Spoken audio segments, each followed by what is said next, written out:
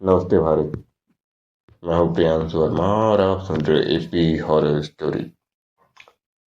कल हमारे भारत देश में आज भी काफ़ी ऐसी जगहें हैं जो कि सुनसान पड़ी है, वीरान पड़ी हैं, और उन जगहों में इंसानों का वास नहीं होता। उन जगहों पे वास होता है भूतों का, प्रेतों का, पिशाचों का। लेकिन अफसोस है कि इन जगहों के बारे में काफ़ी कम लोगों को पता है, और जिन भी लोगों को इन जगहों के बारे में पता है वो इन जगहों के बारे में बात करना भी पसंद नहीं करते, क्योंकि उनका मानना है कि ये जगहें सिर्फ सुनसान नहीं होती। इन जगहों पे निवास होता है भूतों का, प्रेतों का। लेकिन आप लोग में से भी कुछ लोग हैं जो इन सब बातों पे बिलीव नहीं करते। क्या हो अगर मैं आपसे कहूँ कि मेरठ में एक ऐसी जगह है जहाँ रात के वक्त लोगों ने सिर्फ आवाज़ें नहीं बल्कि कुछ ऐसा भी देखा जो एक्सप्लेन कर पाना काफ़ी मुश्किल है। तो शायद आप नहीं मानोगे, और इस जगह का नाम है जीपी ब्लॉक मेरठ। लेकिन गाइस, ये जो आज की कहानी है, ये कहानी सिर्फ सुनी हुई नहीं है। ये कहानी है तो लोगों की जो सिर्फ बारिश से बचने के लिए रुक गए थे, और फिर उनके साथ जो हुआ उसने उनकी ज़िंदगी बदल दी। तो चलिए इस स्टोरी को शुरू करते हैं बिना किसी देरी के।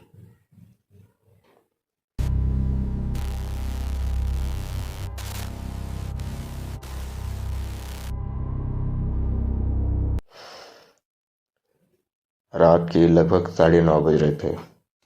आसमान में काले बादल छाए हुए थे और हवा में एक अजीब सी ठंडक थी।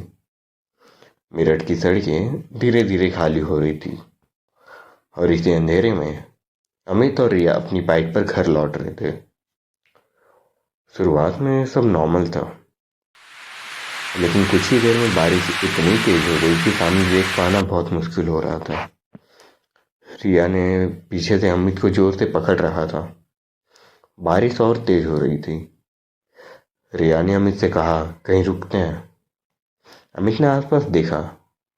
सड़क बिल्कुल सुनसान थी। तभी दूर अंधेरे में उन्होंने एक पुराना सा बंगलो देखा।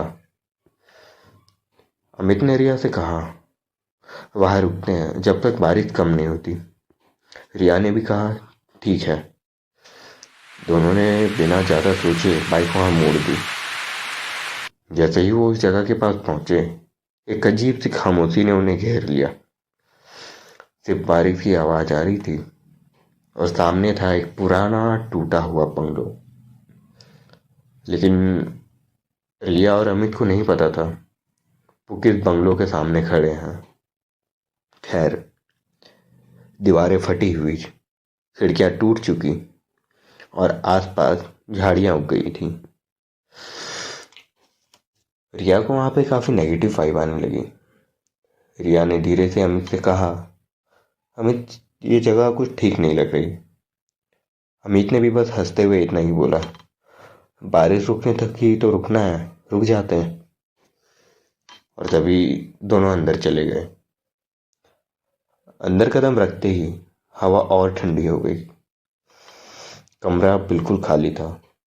सिर्फ दीवारों से पानी टपक रहा था, और एक अजीब सी स्मेल हवा में थी। अमित ने अपना फोन निकाला और टॉर्च ऑन की। लाइट ने जैसे ही कमरे को कवर किया, हर कोने में अंधेरा और गहरा लगने लगा। कुछ सेकंड तक दोनों चुप खड़े रहे। तभी अंदर के किसी हिस्से से जैसे किसी के चलने की आहट सुनाई दी। रिया ने तुरंत अमित का हाथ पकड़ा और डरते हुए कहा, तुमने सुना? अमित ने धीरे से सिर हिलाया, लेकिन उसने खुद को कंट्रोल किया और बोला, शायद हवा की आवाज है। दोनों धीरे धीरे आगे बढ़ने लगे। एक लंबा सा कॉरिडोर उनके सामने था। अंधेरा इतना था कि टॉर्च की लाइट भी कम पड़ रही थी। जैसे ही वो आगे बढ़े, अमित अचानक रुक गया, और अमित ने डरते हुए रिया से कहा, रिया, वहां देखो। रिया ने उस डायरेक्शन में देखा और उसका दिल एक सेकंड के लिए रुक गया।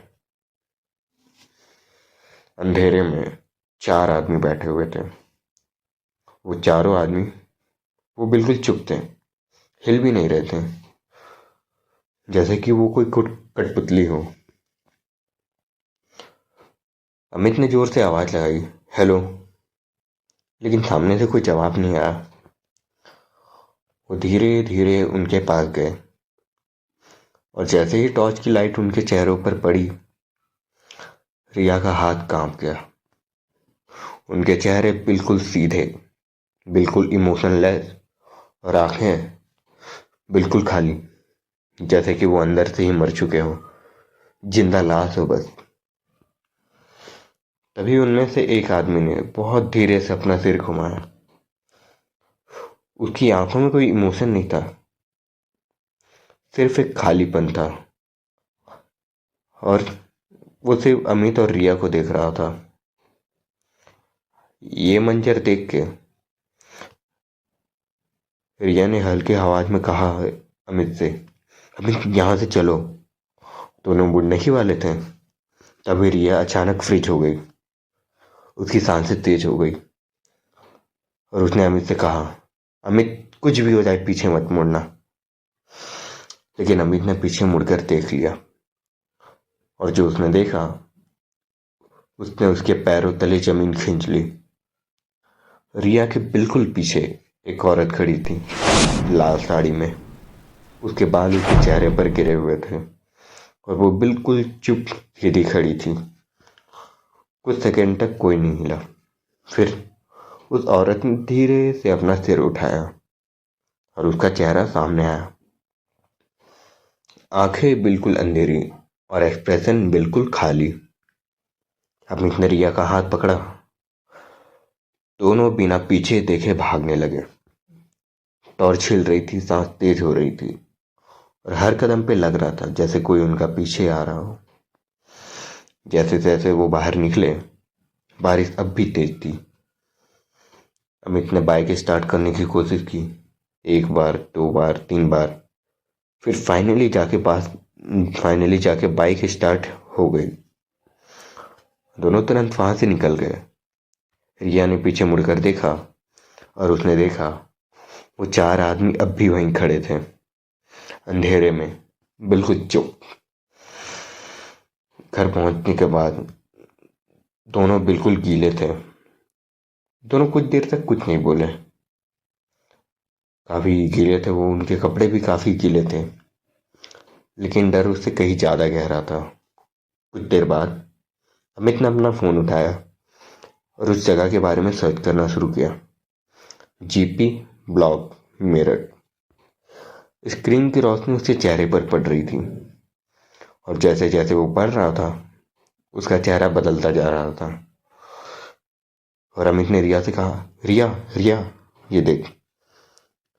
रिया उसके पास आई और स्क्रीन पर लिखा था उस जगह के बारे में कि ये जगह पहले गवर्नमेंट क्वार्टर्स हुआ करती थी, लेकिन एक वक्त के बाद इसको छोड़ दिया गया।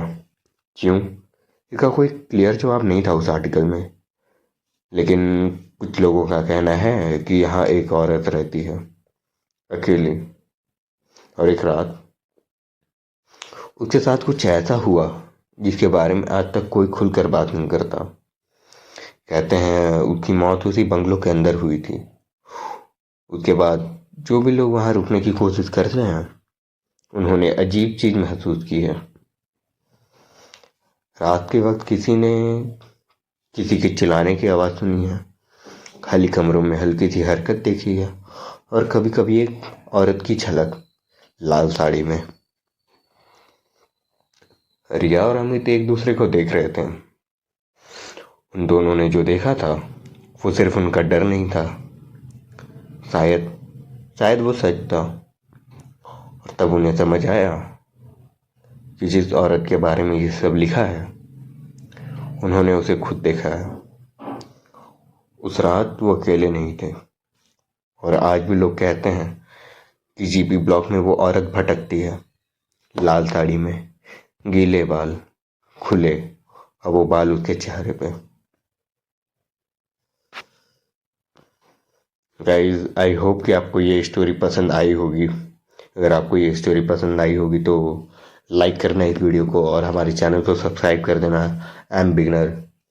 और अगर आपको किसी जगह के बारे में स्टोरी देनी हो तो आप मुझे कमेंट सेक्शन में बता देना, मैं उस जगह के बारे में स्टोरी लेके आऊँगा। मैं प्रियांशु वर्मा और मैं आपसे फिर मिलूँगा किसी और नई कहानी में। तब तक के लिए अलविदा।